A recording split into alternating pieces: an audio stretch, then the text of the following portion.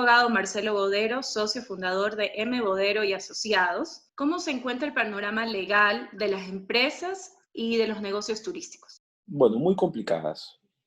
Seguramente el sector turístico, el sector de aerolíneas, y que están vinculados por obvias razones, está severamente golpeado.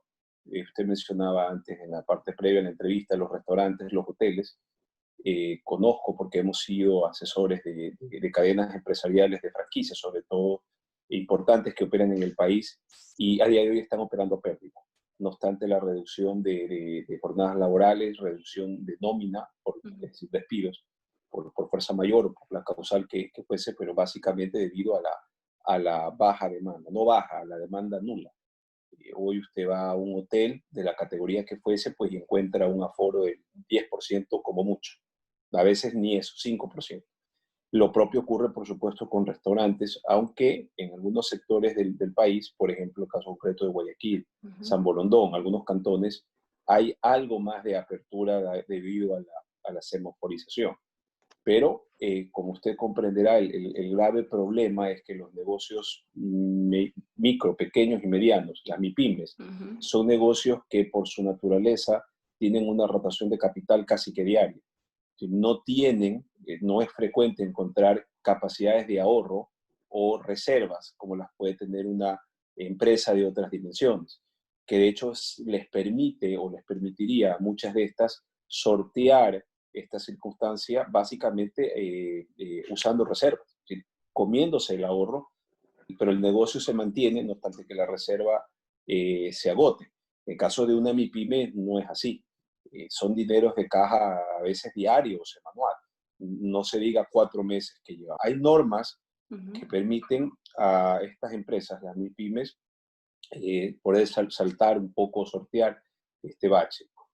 Es muy común, seguramente usted escuchará, los oyentes escucharán, en Estados Unidos el famoso Chapter 11, el capítulo de quiebras. Ecuador también tiene una norma.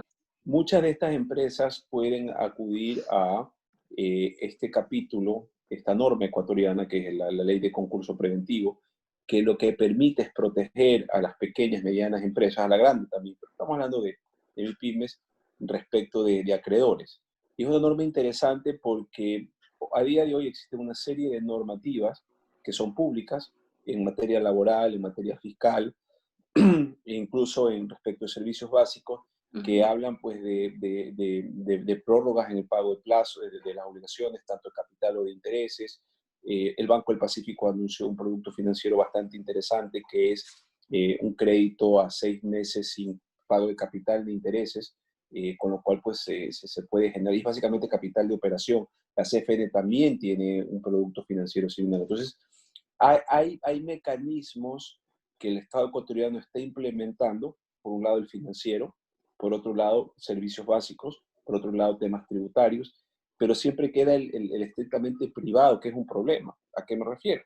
Si usted tiene una deuda con una compañía proveedora de pescado, de carne o lo que fuese, llegará un momento en que en esa empresa no va digamos, a aguantar más y va a proceder judicialmente a demandarle. Entonces, en un proceso de esta naturaleza, el concurso preventivo, se protege a esta pequeña, mediana empresa de todo este tipo de situaciones, ¿no? Entonces, ahí hay una vía por ahí. Yo he manejado acuerdos, hemos podido llegar a acuerdos con distintos tipos de empresas y distintos tipos de tamaño. No solamente las muy grandes, las pequeñas y las medianas, nosotros hemos podido acercarlos con acuerdos que resultan viables en el largo plazo. Por eso lo repetía, todos tienen que pensar en el largo plazo. No vamos a salir de una crisis en el corto plazo.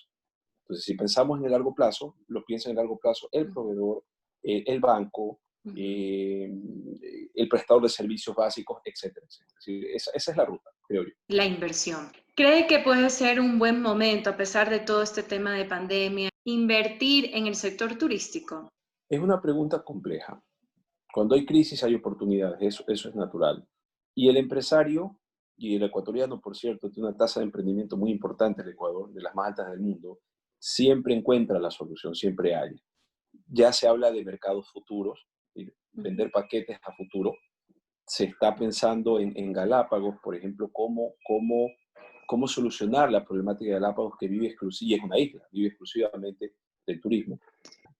Invertir o no, creo que el empresario tiene esa noción siempre del riesgo y, insisto nuevamente, de largo plazo. El Ujú. empresario no es el que está pensando en comprar algo para luego venderlo y luego ganarse X cantidad e irse a su casa. Esa no es la naturaleza del verdadero empresario. Entonces, invertir sí, ¿por qué no? Con racionalidad, sabiendo y entendiendo que esto va a pasar y que se abrirán otros tipos de nichos de negocios, turísticos me refiero incluso, más tecnológicos, con mucha mayor tecnología, más adaptadas a esta nueva normalidad, como se le denomina. Pero las decisiones de inversión no son coyunturales, las Ujú. inversiones son de largo plazo. Se aprovechan coyunturas, sí es cierto, pero se piensa en largo plazo. Entonces yo creo que el Ecuador se va a recuperar, el mundo se va a recuperar, y por otro lado, los activos hoy en el Ecuador y en el mundo están devaluados. Entonces, cuando uno habla de turismo, por fuerza está hablando de infraestructura también, infraestructura hotelera o restaurantes, lo que fuese. Entonces, es momento también que uno se puede poner a pensar, bueno, pero puedo adquirir activos a un menor precio y pensando siempre en el largo plazo, voy a tener un rédito, una amortización de un menor precio, obviamente, porque en el largo plazo voy a tener flujos positivos. A ver, el capital extranjero siempre es interesante, puesto Ujú. que estamos en un esquema de dolarización y la inversión extranjera directa implica inyección de dólares. Es decir, como usted muy bien sabe, la economía Ujú. ecuatoriana no produce sucres como era antes. Se prendía una maquinita, se elaboraban, se fabricaban sucres, moneda, y eso pues tenía gravísimas consecuencias si era manejado de forma irresponsable, como fue de forma irresponsable. Te tiene una cajita, prende y emite dinero. Sí, pero eso genera inflación. Y tuvo una inflación rampante. En dolarización no se puede hacer eso.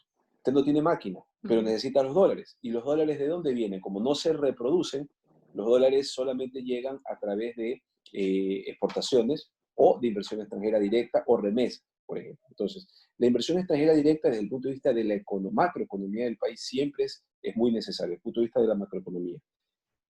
Se le acusa muchas veces de que el capital se lo llevan las utilidades, porque son empresas del exterior. Eso no es necesariamente cierto, porque si estamos hablando de franquicias, por ejemplo, Hilton, Marriott, reinvierten y siguen reinvirtiendo, ¿no? Aparte que el mismo establecimiento genera otro tipo de impuestos, Claro. IVA, impuestos consumos especiales, etcétera. Los grupos ecuatorianos, los propios, pueden hacer exactamente lo mismo. Pensando en el largo plazo, buscar inversiones donde sea en el sector turístico, por supuesto, más rentable. Insisto, la tecnología hoy juega un papel importantísimo, ¿no? El turismo tecnológico, que parezca algo medio ciencia ficción, también existe. Entonces, son procesos que el empresario tiene que ir adaptándose poco a poco. Y también a lo que es importante, de forma corporativa, colegiada, como lo está haciendo Holman Milletón, por supuesto, pedirle también soluciones y ayudas al gobierno. Es decir, esto es un tema sistémico, y con sistémico involucro al gobierno también, por supuesto.